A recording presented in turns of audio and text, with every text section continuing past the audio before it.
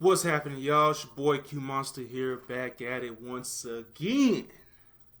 Let's go ahead and check out this top 10 PlayStation that angered their fans. Oh man, this is gonna be a good one. So let's go ahead and check it out, shall we? Well, anything that doesn't involve catching a big red ball. So, I mean, come on. Welcome to Watch Mojo, and today we're counting down our picks for the top 10 times PlayStation angered their fans.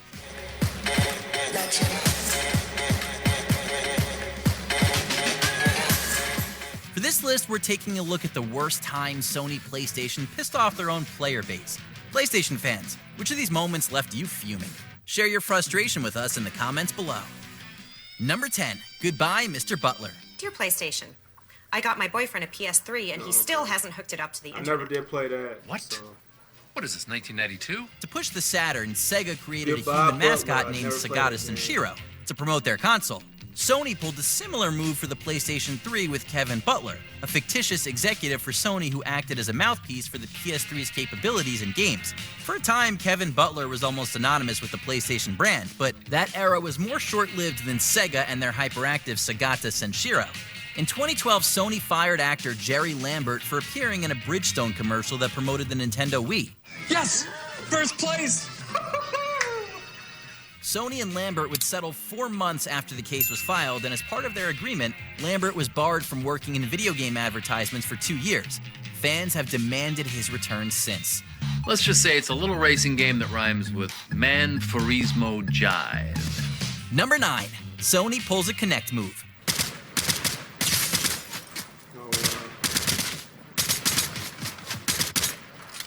In October 2020, players awoke to an alarming update. When users joined party chats, they were greeted with a message notifying them that Sony was recording said chats. No news of the feature had been announced before PlayStation 4s were given their 8.0 system updates, and this outraged the community.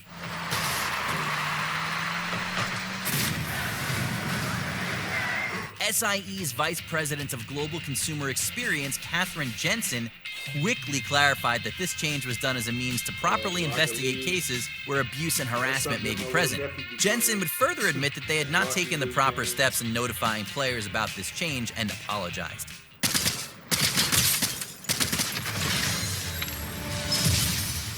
Number 8, Grind Turismo 7.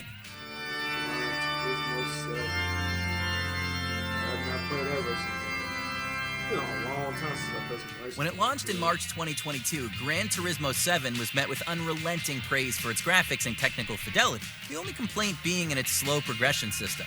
Well, we saw why it was slow shortly after reviews poured out and folks paid their $70 admission fee. You can even install roll cages and do wide body modifications. Sony would update the game with microtransactions, and the player base quickly discovered the already grindy progression system had gotten worse. Couple this with obscene price tags for cars and a sudden need for exploitative strategies to farm currency, and you have a horrendous racing experience that suddenly did not deserve the perfect review scores. Man, the original Gran Turismo just got more appealing, didn't it? GT Auto will include your familiar car wash and oil changes as well.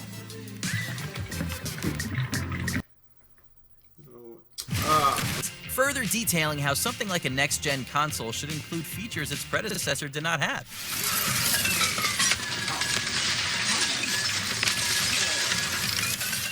Fast forward to September 2020 when the tech industry saw a chip shortage and Sony announced games that were once PS5 exclusive were also coming to PS4. Folks became confused and quickly pointed out Ryan's contradiction. As for those wanting a PS5, players started asking what the point was in getting a PS5.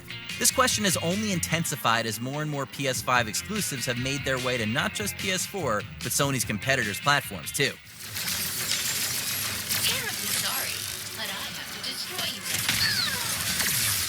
Number 6, Horizon Forbidden Purchase. The Digital Deluxe Edition is exclusively available on PlayStation Store, and in it you will receive both the PS4 and PS5 versions. During the game's launch week, Richard Hogue of the Hogue Law Firm put Sony on blast for how it displayed Horizon Forbidden West on different platforms. Sony had prominently displayed the $70 PS5 version at the top of Horizon's store page and shoved the cheaper PS4 version, which also came with the PS5 version, further down. Additionally, PS5 users were unable to purchase the PS4 version through the PS5 storefront. And people have come into my comments and said, greed is fine for a corporation. Greed is fine. Maybe you like the old Wall Street movie. Greed is good. That's okay. You can be greedy, but I can call you out on it. Even worse, Sony lied to consumers in an FAQ, stating the only way to get both the PS4 and PS5 versions of Forbidden West was to buy the $70 digital deluxe version of other highly priced packages.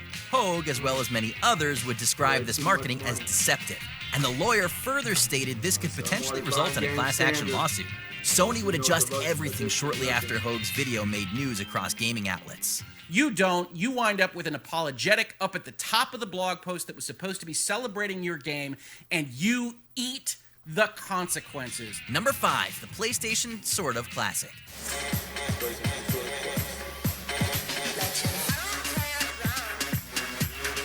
With Nintendo seeing mild success with the NES and SNES Classic Edition, Sony must have thought, why don't we do that? And thus, the PlayStation Classic was born and fell flatter than a toddler playing a trumpet. Now, you too can experience the legendary titles that made PlayStation the brand it is today, like the original Grand Theft Auto, Blockbuster Tactics RPG Arc the Lab, and the smash hit fighting game Battle Arena Toshinden. Old school PlayStation 1. What was even more befuddling was some games like Tekken 3 were only available in their PAL versions. This has since made fans concerned about which games Sony recognizes as its heritage, and it wasn't long until folks began jailbreaking their consoles and filling them with actual PS1 classics.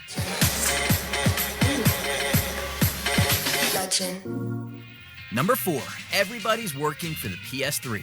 Oh no, we're gonna die! We're gonna die! Oh, good thing I'm wearing clean underwear! Will you shut up? In case you thought Sony was out of touch with the PlayStation Classic, let us remind you of the early days of arrogant Sony. Having seen massive success with the PlayStation 2, Sony had the gall to price their newest console, the PlayStation 3, at $600 US.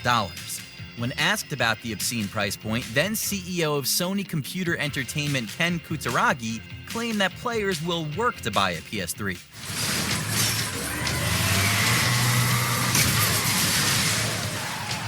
For consumers to think to themselves, I will work more hours to buy one. We want people to feel that they want it, irrespective of anything else. Throughout the 7th generation of gaming, the PS3 would constantly fall behind the Xbox 360 and Nintendo Wii in sales. Hale was the hero, and I was the villain. Number 3, blocking, stacking, flacking.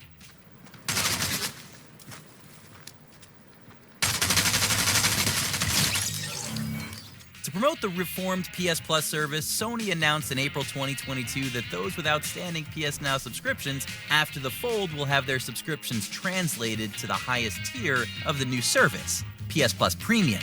This encouraged customers to start stacking subscriptions for PS Now at $60 per year. However, Sony would block this ability over a month before the service reform, completely disabling the ability to redeem subscriptions until after the new service launches.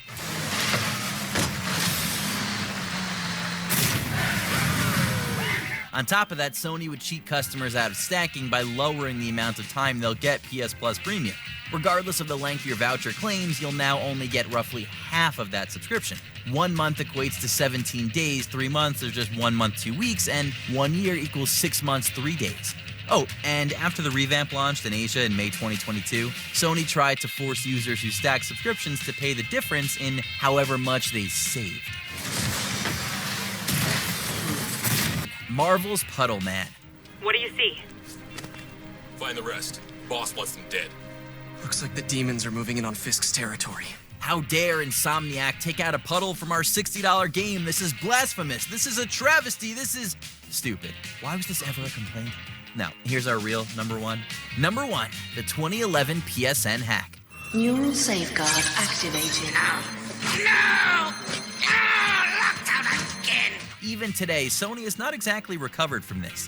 In April 2011, the PlayStation Network was hacked, exposing the accounts of millions. Sony would spend weeks keeping the platform offline as they investigated alongside the United States government. But their communication to users was painfully slow. I killed Nathan Hale. I had no choice. He was becoming one of them. As the smoke slowly cleared and Sony finally felt ready to bring servers back online, the tech giant would compensate users by giving everyone 30 days of PlayStation Plus at no additional charge, as well as 2 free games for PS3 and 2 more for PSP, from a small pool of their own catalog. The Sonic Eruptor! Available only at Grommet. In the mood for more awesome gaming content? Be sure to check out this video here on Mojo Plays. And don't forget to subscribe. Yep, PlayStation always be having some problems, man. Because, I mean, hey, I've been hacked before, too. You know, and it's just like, it's crazy, man. But that's the life of PlayStation, you know what I'm saying? You're going to run into problems. Always going to run into problems. Most of the games he's been talking about, I mean, I've not replayed them. Nor do I really remember them playing, but yeah, it's been a long time. I mean, there's only been certain games I played, though, but, you know, but then again, you know what I'm saying, PlayStation always has problems. I mean, I've been through a lot with PlayStations. You know what I'm saying, CD getting scratches and all that stuff. Had to deal with something just like that. Or the control be breaking or whatever, you know what I'm saying, but I don't know. And I'm trying to remember when I did have my PS3. I don't know if it was PlayStation Store was on there. I believe. Not that I know of. I didn't know they shut it down. Or I think I did. I don't know. It's been a long time, man. It's been a long time if they ever did shut down the PlayStation Store on PS3. Because the only time I use PlayStation Store is like in PS4. And now I'm using it on PS5 now, so. But PS3. I don't know. Cause I was always buying CDs a lot with PS3, I believe. And then when I got the PS4, I was just like, man, I'm just getting tired of playing CDs. I was just kept on going to PlayStation Store and downloading games. But yep.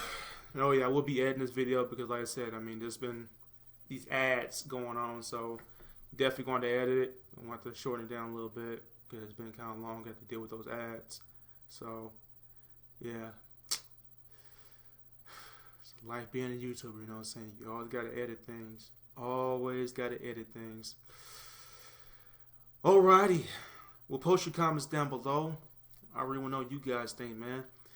Let me know what was your experience with PlayStation, man. Did you had any problems? I mean, was you angry? Was you mad at the world and all that stuff? Want to take it out on people or something just because your PlayStation was acting all weird and goofy and stupid and everything? You know what I'm saying? Let me know your little funny experience, you know, with the PlayStation and all that stuff. Let me know what's up. Because like I said, we all been through it all, you know what I'm saying? Dealing with these games, dealing with these consoles, these systems, you know. They can be a pain. They can be. But anyways, post your comments down below. I really want to know what you guys think. And if you enjoy my reaction, make sure you hit that like button. Smash that like button. And always subscribe it and share it. I'm going to catch you guys later. Deuces.